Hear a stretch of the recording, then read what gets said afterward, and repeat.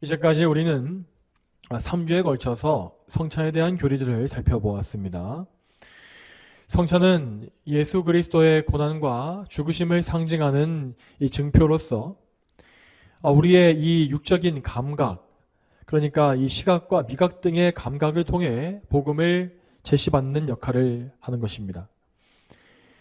우리는 먼저 시각으로 이 빵과 포도주를 볼 때에 우리를 위해 찢기신 주님의 몸과 흘리신 피를 생각을 합니다. 그리고 그 빵과 포도주를 먹고 마실 때에는 우리가 예수님과 연합함으로써 그분께로부터 영적인 양분을 공급받고 있다는 사실을 생각하게 됩니다. 또한 우리는 그리스도를 믿는 믿음으로 성찬에 참여해야 하는데, 그때에 그리스도께서는 성령님을 통해 우리에게 임해 주시고 또한 우리를 붙잡아 주시며 영적으로 자라게 하시는 은혜를 베풀어 주십니다.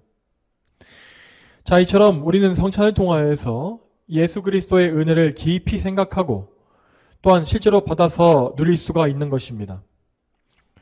성찬은 참으로 예수님께서 우리에게 베풀어 주신 은혜의 선물이라고 말할 수가 있습니다. 자, 그렇다면 이렇게 귀중한 은혜의 식탁은 과연 누구를 위해서, 어떤 사람을 위해서 베풀어지는 것이겠습니까? 아마 이제까지 우리는 그저 교회에 꾸준히 출석을 잘하고 세례를 받기만 하면 다 성찬에 참여할 수 있다고 알았을 것입니다. 물론 외적인 자격과 형식의 측면에서 세례받은 교인은 성찬에 참여할 수 있는 것이 사실입니다. 그러나 성경은 이 성찬의 자격에 대해서 좀 더 면밀하고 정확한 조건을 요구하고 있습니다. 분명 주님의 만찬은 아무렇게나 참여할 수 있는 것이 아닙니다. 이것은 주님의 살과 피에 참여하는 것으로서 그분의 귀중한 죽으심을 선포하는 매우 중요한 예식이기 때문이죠.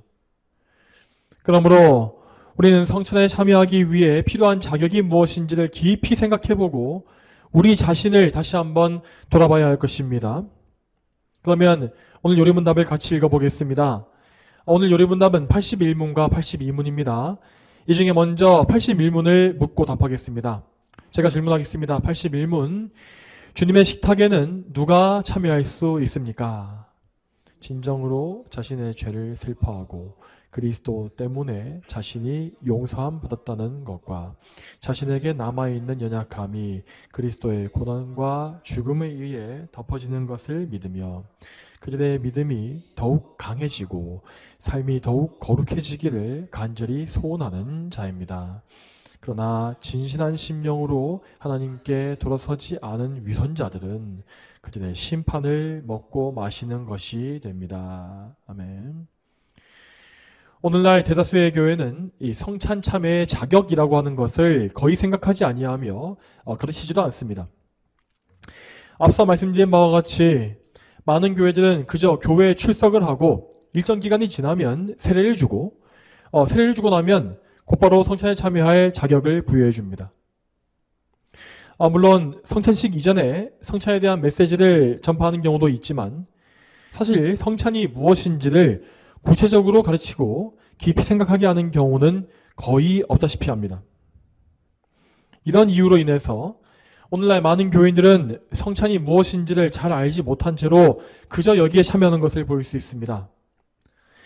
자기의 죄에 대한 깊은 회개가 없고 슬픔도 없으며 예수님의 십자가의 희생에 대한 정확한 지식과 믿음도 없는 상태에서 참여하는 것입니다. 또한 그들에게는 예수님과의 연합을 생각하거나 그 연합관계 속에서 영적인 양분을 공급받는 것에 대한 생각은 더더욱도 없습니다. 이처럼 명확한 지식과 믿음이 없는 상태에서 교인들은 그저 단편적으로 예수님의 죽음을 떠올리고 몇 가지 죄를 떠올리고 회개하는 선에서 성찬을 받아 마십니다. 심지어 어떤 사람은 정말로 별다른 생각이 없이 그저 종교 행사에 참여하듯이 성찬을 받는 경우도 다반사입니다. 여러분, 그렇지만 오늘 이 본문은 이렇게 믿음이 없이 성찬에 참여하는 것을 가리켜서 주님의 몸과 피를 범하는 것이다 라고 정죄합니다. 왜냐하면 성찬의 빵과 포도주는 주님의 귀한 몸과 피를 상징하는 것이요. 우리 주님께서 직접 제정하신 중대한 성례이기 때문입니다. 따라서 이 성례에 믿음이 없이 참여하거나 별다른 생각이 없이 함부로 참여하는 것은 우리 주님의 고난과 죽으심을 망령되게 여기고 짓밟고 멸시하는 심각한 죄가 되는 것입니다.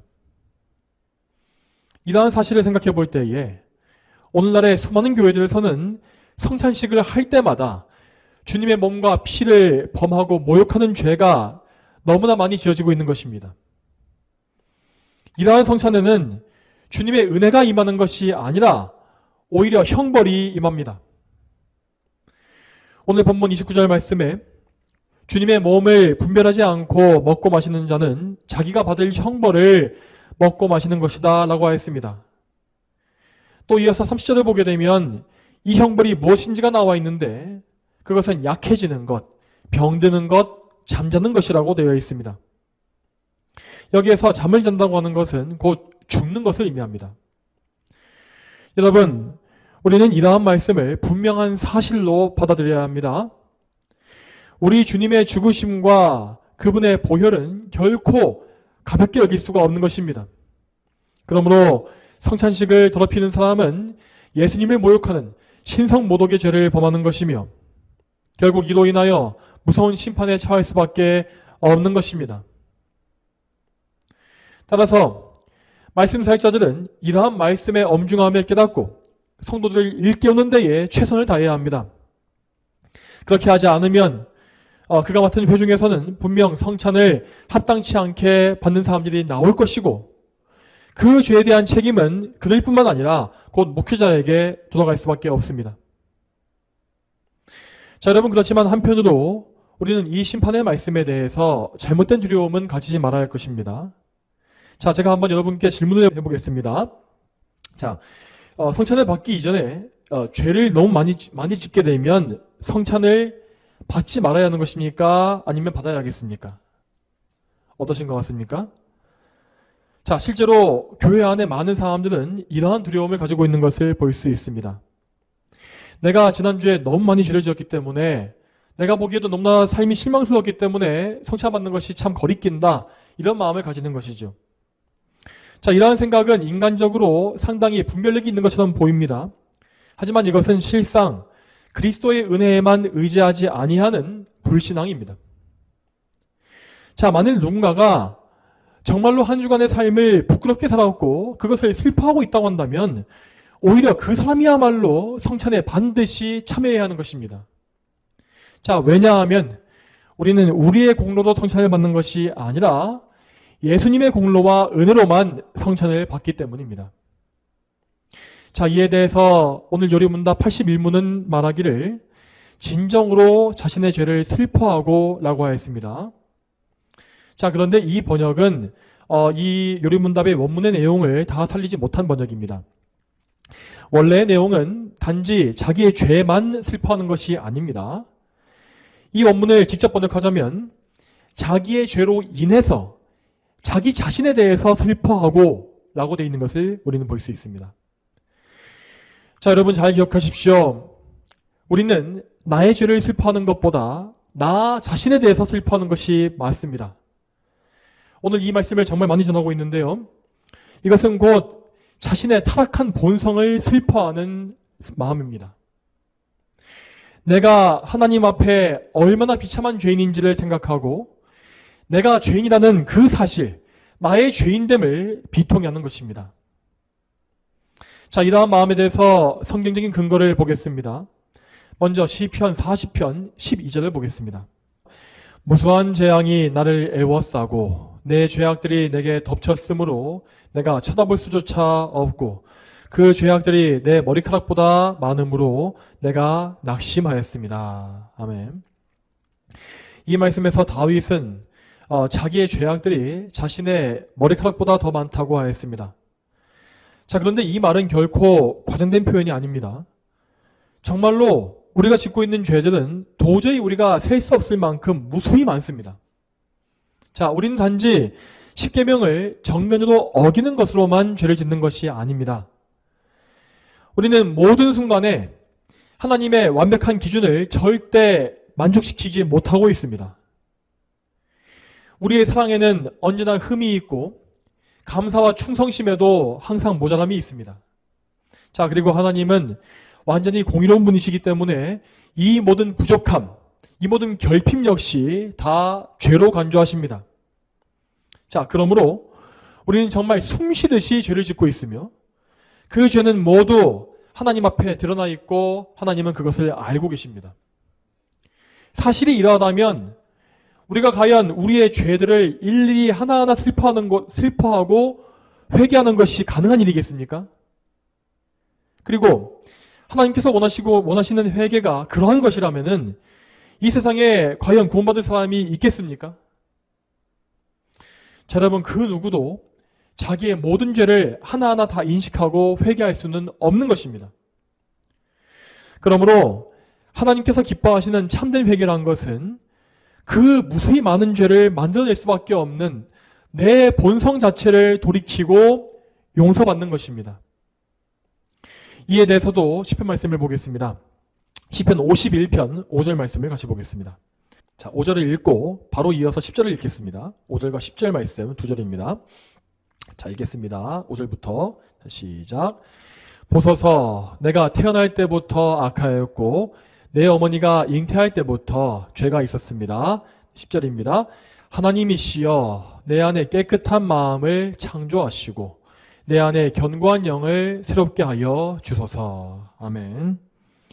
자, 이 중에서 먼저 읽었던 5절 말씀과 같이 우리는 이미 어머니의 태중에 잉태될 때부터 악한 죄인이라고 했습니다. 자, 태중의 아기가 무슨 특별한 죄를 지을 수 있겠습니까? 그러나 그 아기는 자기 스스로 무슨 죄를 지어보기도 전에 이미 신분상 죄인이 되어 있는 것입니다. 우리는 이처럼 인생의 첫 시작부터 이미 원죄로 부패하여서 멸망당에 마땅한 죄인입니다. 그리고 이 타락하고 부패한 죄인의 상태 때문에 우리의 상태로 인하여서 우리는 평생에 머리카락보다 많은 죄를 짓고 또 지으며 살 수밖에 없는 것이죠. 자, 그렇다면 이제 우리가 슬퍼해야 될 이유는 명백합니다.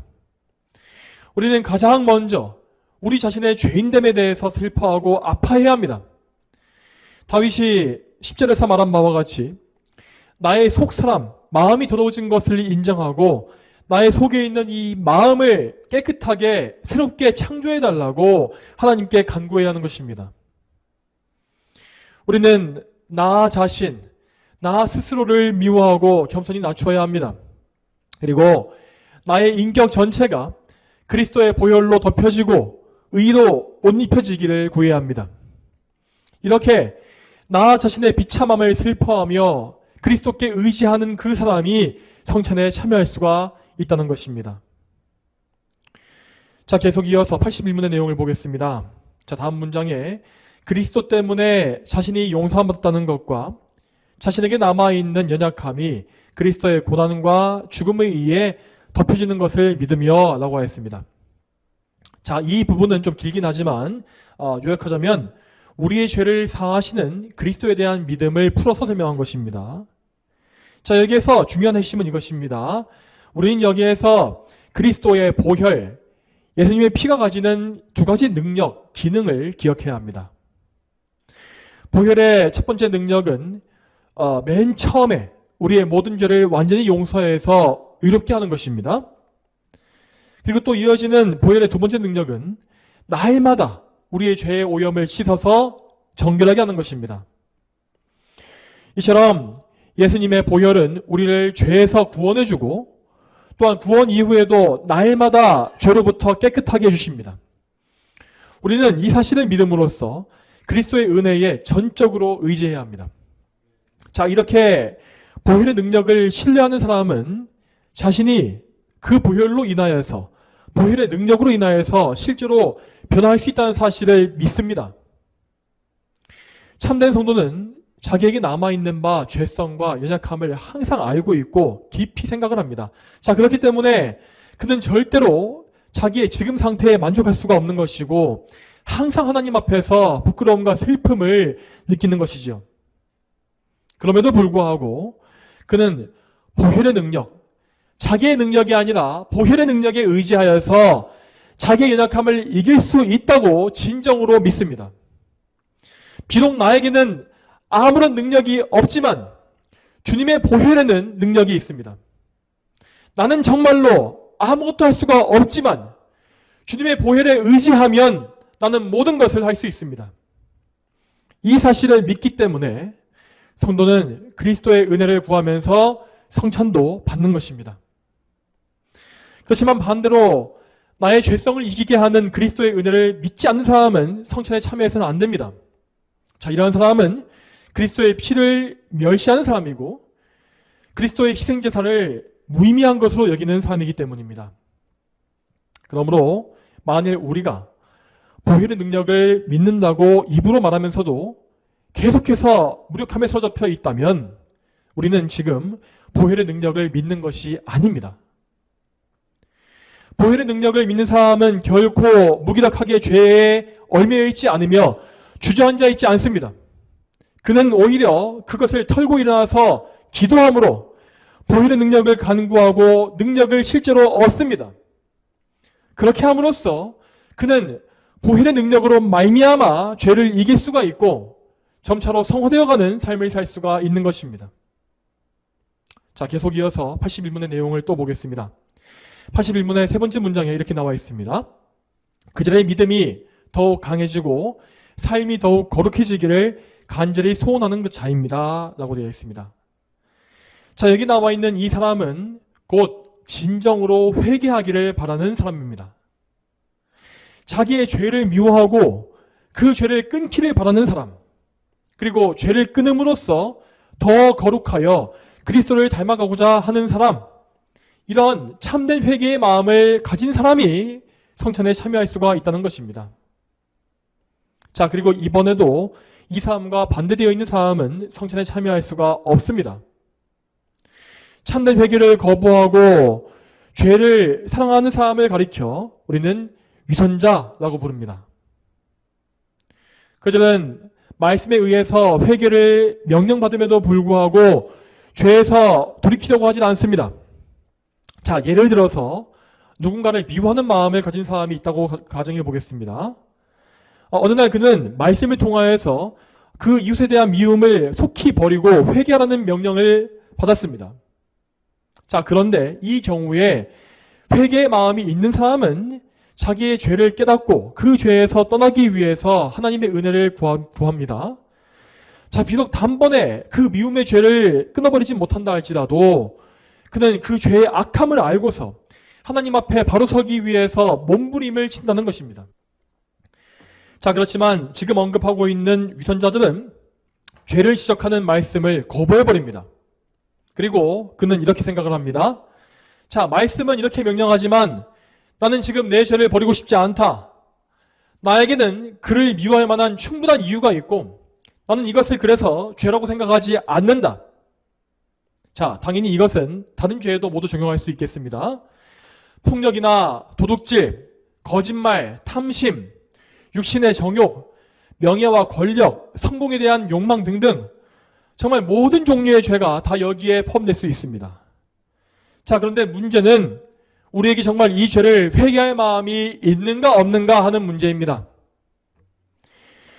하나님의 은혜가 없는 위선자들은 말씀을 통해서 경고를 받은 이후에도 자신의 죄를 포기하지 못합니다.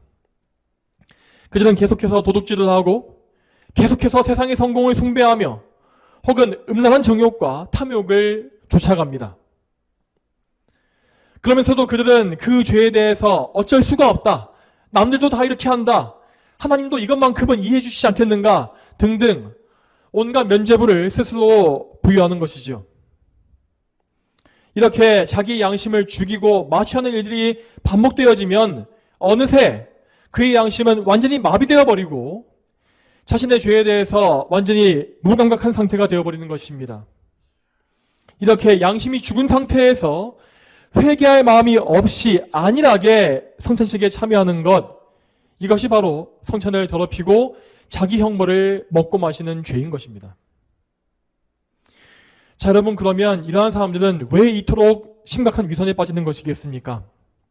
자, 그 이유는 그들이 단 한 번도 진정한 회개를 해본 일이 없기 때문입니다. 앞에서 말한 바와 같이 진정한 회개란 절대 자신의 행동들을 뉘우치는 것이 아닙니다. 자, 참된 회개는 행동 이전에 죄에 근원된 자기의 죄성을 알고서 그 죄성의 비참함과 무능함을 슬퍼하는 것에서 시작을 합니다. 이렇게 자기의 처지와 비참함을 슬퍼하는 사람은 자기가 행하고 있는 그 모든 것들이 하루하루의 모든 행동과 모든 생각과 모든 언행심사가 다 하나님 앞에 죄라고 하는 사실에 경악할 수밖에 없습니다. 그리고 그는 자기의 무가치함을 하나님께 아뢰면서 자기의 공로와 자기의 의를 다 부인해버리고 오직 그리스도의 의에만 의지하는 것입니다. 그렇지만 지금 말하고 있는 유전자들은 이렇게 자기가 비참한 존재라고 하는 사실을 알지 못했습니다. 물론 그들도 교리적으로는 이러한 사실을 배웠을 수가 있습니다.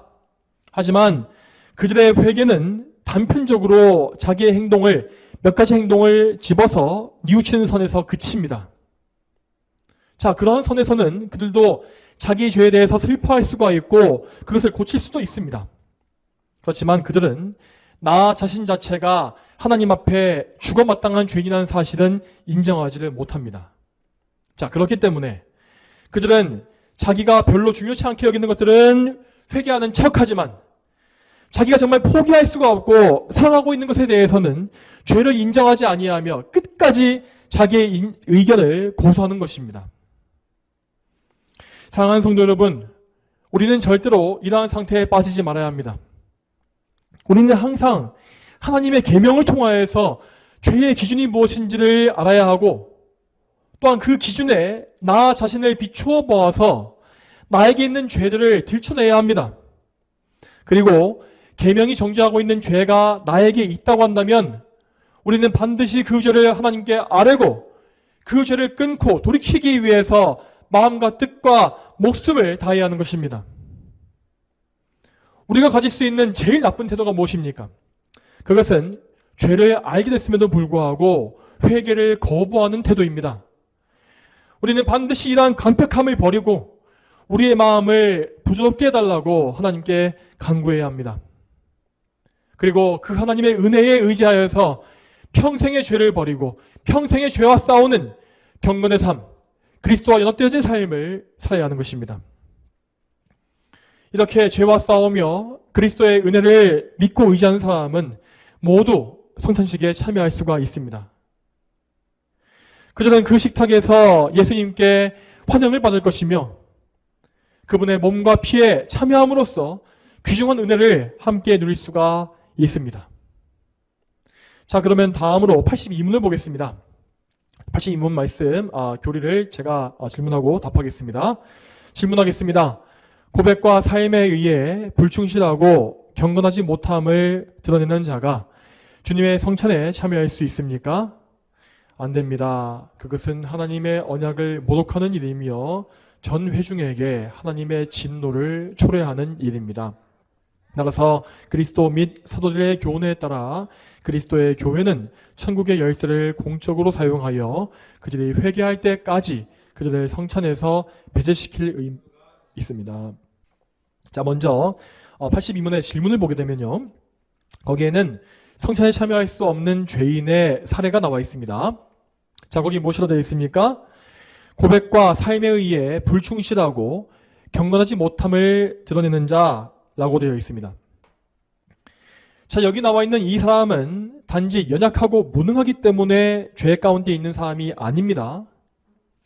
이 사람은 앞에서 말했던 유선자와 같이 회개하지 않는 강팍한 사람을 의미합니다.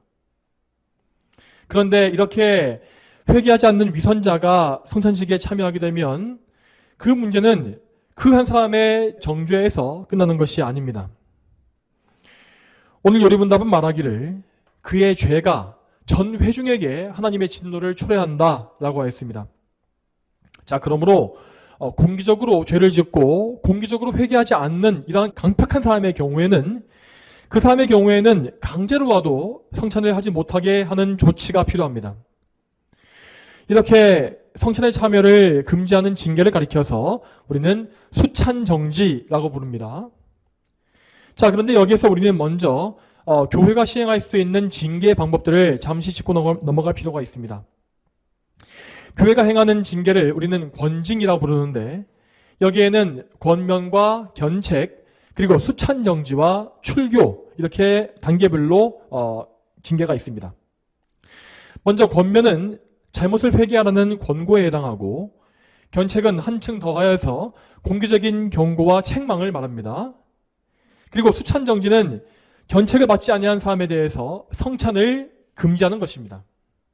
그리고 권징의 마지막 단계는 출교인데 이것은 말 그대로 한 사람을 교회에서 추방하는 것으로서 교회가 행할 수 있는 가장 강력한 징계입니다.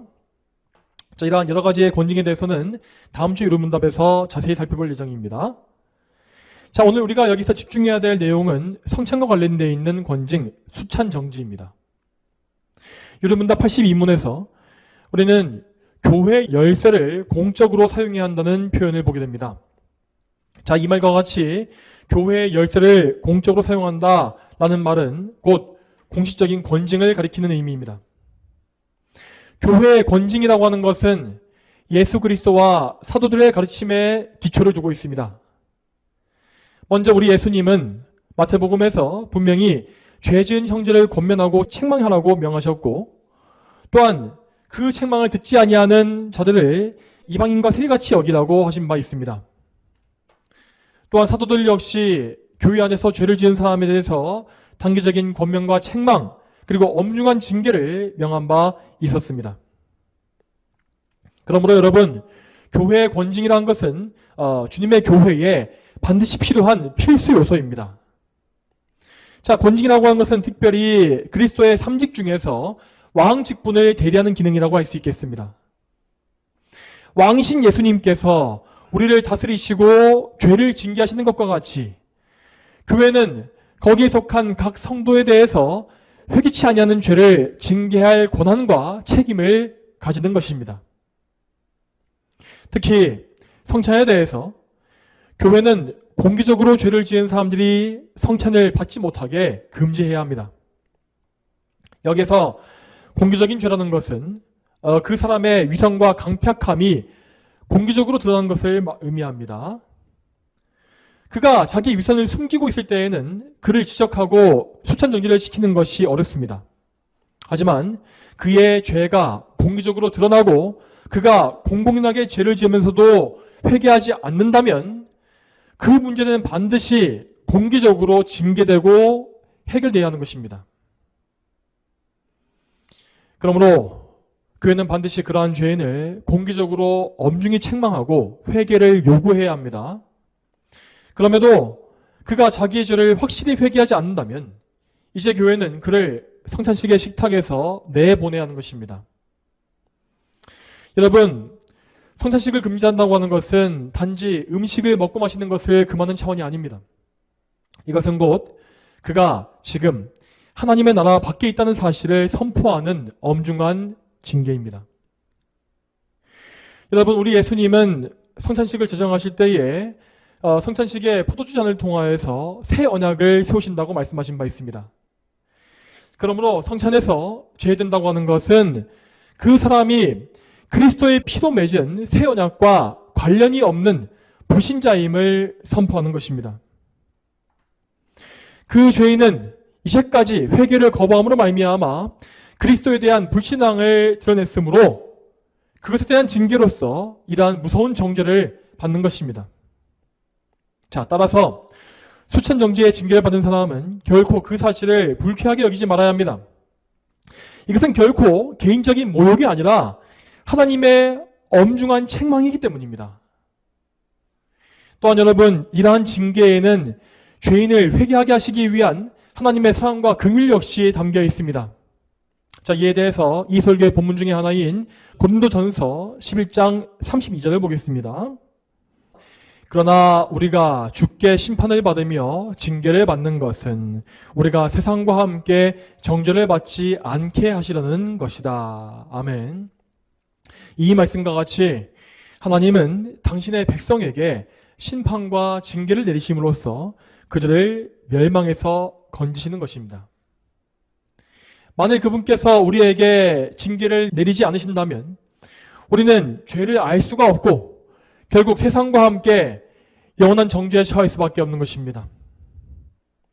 그러므로 권징을 받게 된 죄인은 반드시 자기의 죄를 부끄러워해야 하고 그 죄를 보면서 자기의 비참한 죄성을 발견해야 합니다.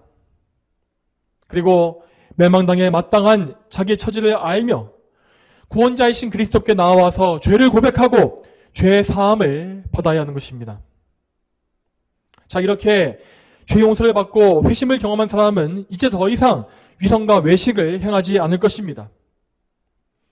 그리고 이제 그는 회중 앞에서 공개적으로 용서를 구하고 회개를 약속할 수도 있게 됩니다. 자, 그러면 교회는 그의 회개를 듣고서 그가 참으로 회개의 열매를 맺는지 아닌지를 확인해 봐야 합니다. 이렇게 어느 정도의 확인 기간을 거친 이후에 그가 이전까지의 죄를 진심으로 회개하고 돌이켰다는 사실을 확인한다면 교회는 이제 그에게 내려진 권징을 철회하고 다시금 성찬식에 참여할 수 있도록 허락할 수가 있는 것입니다. 자, 여러분, 이러한 권징의 과정은 한 사람을 멸망시키는 것이 아니라 죄에서 건져 구원하는 과정입니다. 만일 하나님께서 그 죄인에게 은혜를 베푸시어서 그를 회개하게 하신다면 교회는 그 형제를 멸망에서 건지는 열매를 맺는 것입니다. 이러한 열매는 참으로 그 교회의 영광스러운 것이고 또한 온 회중에게도 기쁨이 될 것입니다. 그러나 반대로 교회가 이러한 권징을 행하지 아니하고 사람의 눈치를 본다면 그것은 곧 하나님을 막는 데이 여기는 것이며 또한 그리스도의 희생을 함부로 여기는 것이 됩니다. 당연히 하나님은 이 죄의 책임을 교회 회중 전체에게 물으실 수밖에 없습니다. 자, 이러한 경우에 그 교회에는 오늘 본문에 나와 있는 바와 같이 약한 자와 병든 자, 잠자는 자가 생겨나는 징계가 내려지는 것입니다. 그러므로 우리는 항상 하나님을 경외하는 가운데에서 우리 자신을 먼저 살피고 우리 안에서 모든 위선과 불신앙을 제거해야 합니다. 우리는 우리의 연약하고 약한 악한 본성을 슬퍼하고 우리를 살리실 수 있는 구원자 예수 그리스도께만 의지해야 하는 것입니다. 또한 예수님 안에서 날마다 죄를 회개하며 더욱더 거룩한 삶으로 달려가야 합니다. 이렇게 예수님의 믿음으로 그분 안에 거하는 사람들은 성찬의 식탁에 담대히 참여할 수가 있습니다.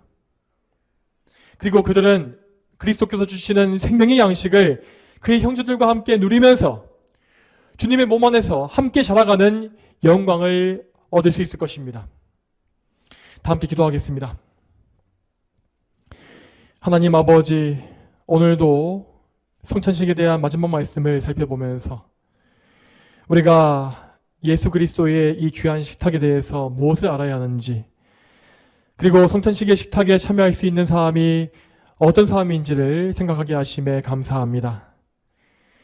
하나님, 우리가 이제까지 이러한 것들을 잘 알지 못한 채로 성찬에 참여했지만 이제부터는 이러한 지식을 온전히 더 묵상하고 깊이 알므로 말미암아서 주의 성찬 앞에서 저희 자신을 살피고 돌이켜보며 회개하며 또 슬퍼하고 애통해하며 하나님의 은혜 가운데 저희를 맡기고 무엇보다 예수 그리스도께 저희를 맡기는 가운데에서 성찬을 받을 수 있도록 인도하여 주시옵소서.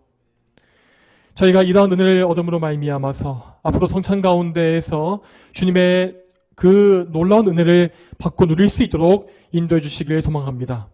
감사드리옵고 예수님의 이름으로 기도 올립니다. 아멘.